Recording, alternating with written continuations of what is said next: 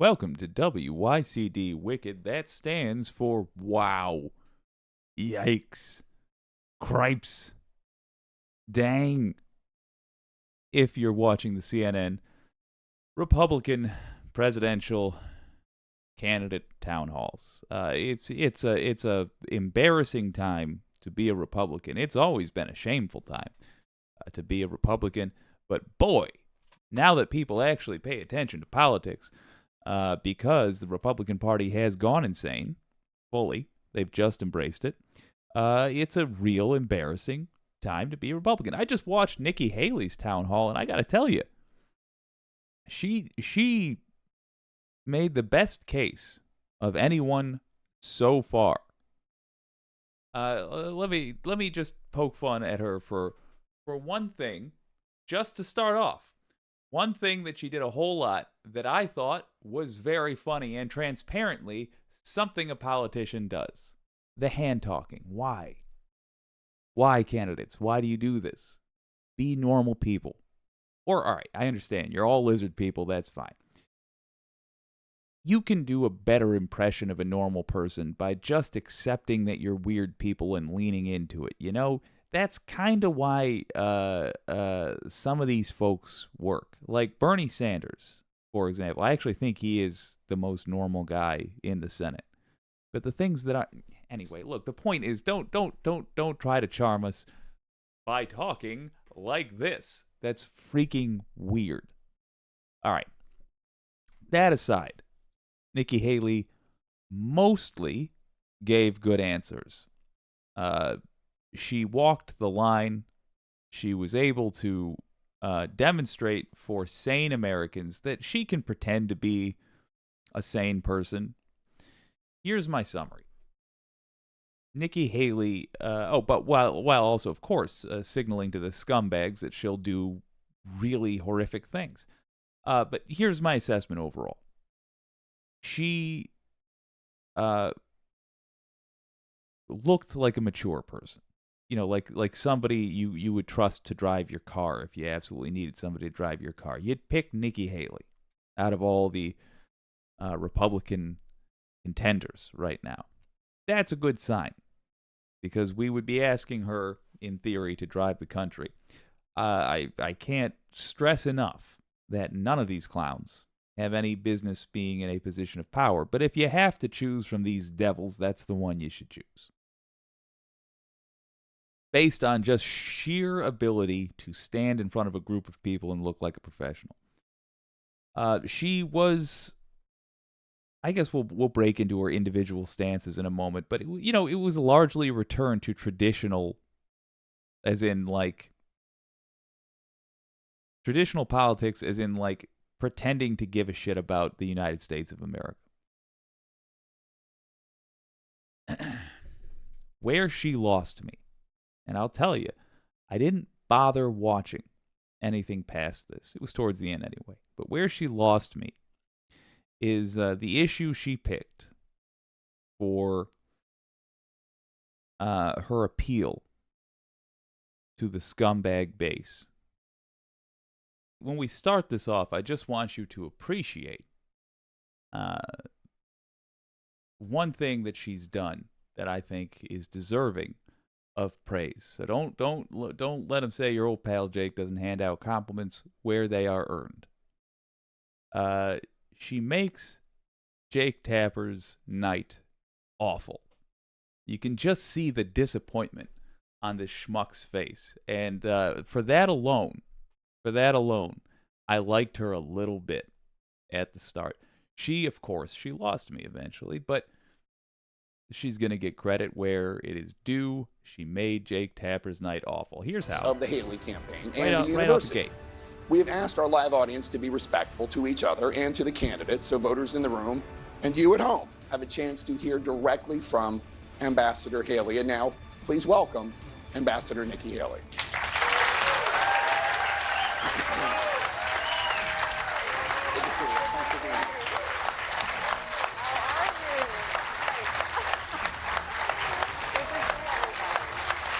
A lot of bosses in that room. A lot of suits. So We consider stand. I think you prefer to stand, right? I'm better if I stand, but you're welcome to sit if you want. And I'm going to. I'm older, do you prefer to be called Ambassador Haley? Oh, you saw it? Did you see him? Did you see him look at that seat? Oh. If I stand, but you're welcome to sit if you want. And I'm going to. He's like, look, we have these nice chairs, though. Look how soft this is.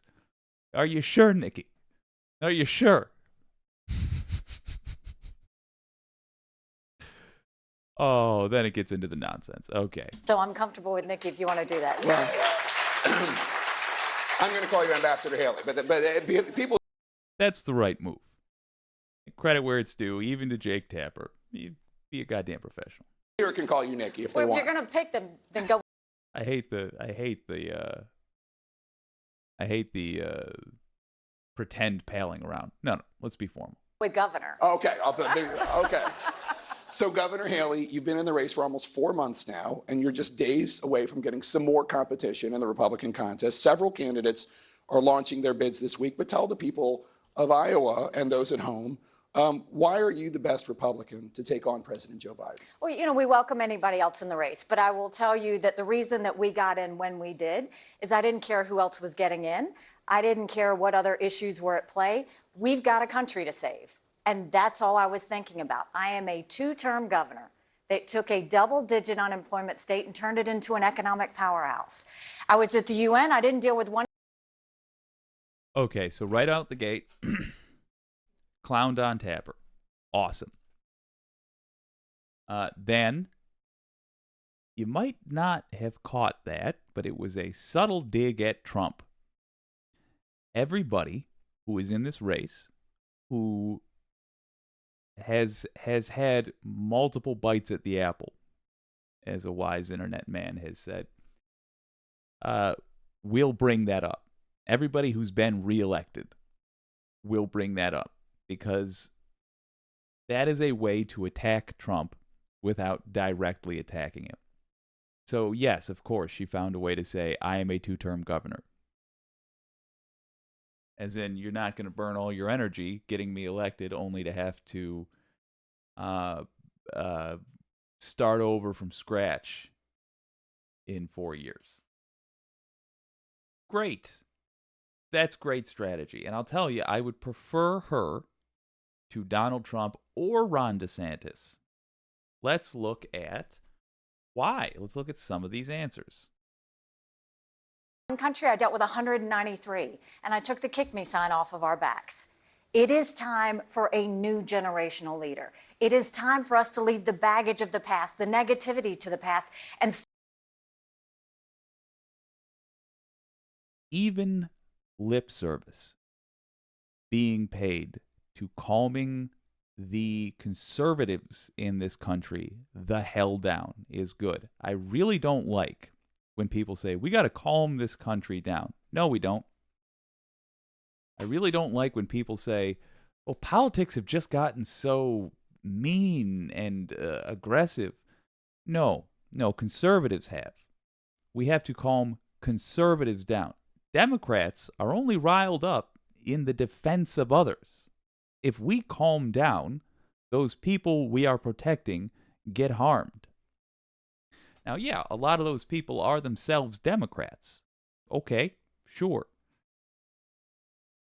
But calming down for that side means doom.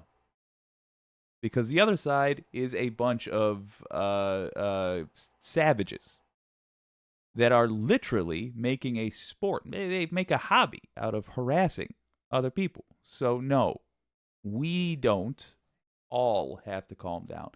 And any lip service, even lip service, paid to that idea by candidates running for the Conservative Party is good.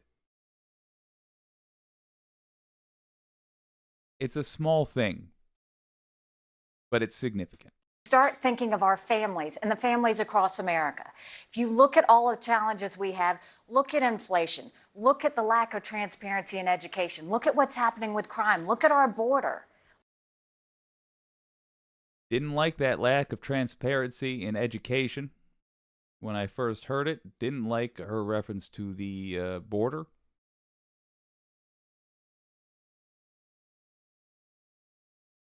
And I would like what she started with there, the inflation talk, except I suspect that she's not going to go after the people that are actually causing inflation, because she never, ever talks about making companies pay their fair share.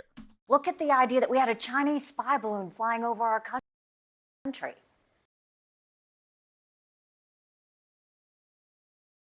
Admittedly, she did not say otherwise, but she did pretend like, or she failed to say, I guess, that also happened during Trump's time. Or that also likely happened during Trump's time. We simply weren't measuring it. We deserve better. You deserve better than what we have right now. And I'm determined to make that happen. All right, so she goes on to take a bunch of questions, and we're not going to listen to all of it. The point of this is to spare you watching an hour and a half of this nonsense. Look, she goes on to just give pretty good answers for like the next hour. They talk about Ukraine. She says the truth. They are fighting for their freedom. They have a right to do that. The idea that we would capitulate, we'd bow down to Russia, is embarrassing. The idea that we would allow a friend to be taken over by Russia is shameful. She doesn't say it in that strong of language. She actually brags about taking down a Confederate flag. She talks about not doing a federal ban on abortions. Now, credit where it's due, with the Confederate flag, even though she used a very gentle, relatable story, she did say, she was talking about how her father used to, wears a turban, and he had a racist experience. Or rather, a racist gave him an experience which somewhat traumatized her, and seeing the place where it happened every day makes her sad. And I went to them, to the Republican caucus, and I said, I want to tell you a story. I said, when I was growing up, my dad would sometimes let me ride with him to Columbia. And he would love to buy produce from farmer stands. He liked buying produce directly from farmers rather than in the stores. And one day we stopped by a produce stand, and the owners, I saw them start to talk. My father wears a turban. And the next thing we knew, a police car drove up. And the police stood next to the owners. And my dad grabbed his produce, and he went to the register, and he thanked them, and he paid. When we got in the car, he didn't say another word to me all the way home. He was hoping I didn't notice what just happened. But I knew exactly what happened. And I told the House caucus that day, when I go to the airport, I have to pass that produce sign, that produce stand, and I still feel pain. I don't want a single child to drive by this state house and feel pain. Take the flag, take the pole down. And we were able, that night, 1 a.m., the flag and the pole came down. So, holy Christ. Is that empathy? In a conservative? That already puts her miles ahead of every other Republican candidate. But it gets better. She talks about, actually doing things for Ukraine. That's neat. And then she ruins it all with this next part. the word woke used to be used by progressives to talk about an awareness of inequities and historical inequities. But obviously it means something else to conservatives criticizing it. What does it mean to you? How do you define woke? There's a lot of things. I mean, you want to start with biological boys playing in girls' sports. That's one thing. The fact that we have gender pronoun classes in the military now. I mean, all of these things that are pushing what a small minority want on the majority of Americans, it's too much. It's too much. I mean, the idea that we have biological boys playing in girls' sports, it is the women's issue of our time. My daughter ran track in high school. I don't even know how I would have that conversation with her. How are we supposed to get our girls used to the fact that biological boys are in their locker rooms?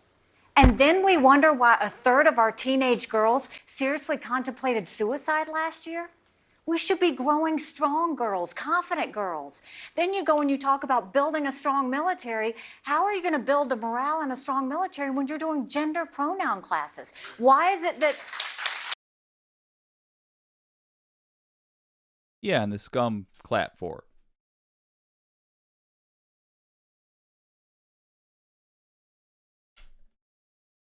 And there's no point in listening to anything else from her. So she's going to do racist dog whistles. She's going to try to take on entitlement reform. Another way to say she's going to try to get rid of your Social Security. She's going to say that there is she's going to do projection politics. When she says a small group of us are trying to impose their will on you. Okay, yeah. She's checked that box. And she's going to pretend like people simply insisting that they have a right to exist is somehow a problem. Look, I said it in the beginning. Nikki Haley represents a return to polite evil. And that's not nothing. At least with the polite evil of traditional Republicans. At least then. They need to pretend like they are not monsters attacking kids, be they black or trans. They need to pretend. They need to pretend like they're not condoning lynchings with a wink. They need to pretend like they're not subverting democracy with poll taxes of various shades. They have to pretend. And in the pretending, it creates space for us to point out their hypocrisy. The pure strain, the DeSantis, the of course Trump, the Marjorie Taylor Greens, the Boeberts, they're not pretending.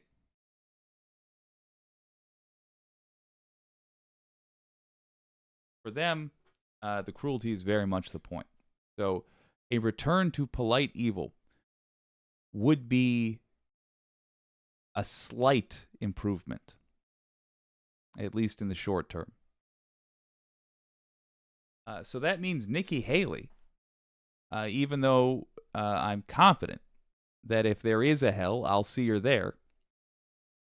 But Nikki Haley is my preferred choice amongst all the Republicans.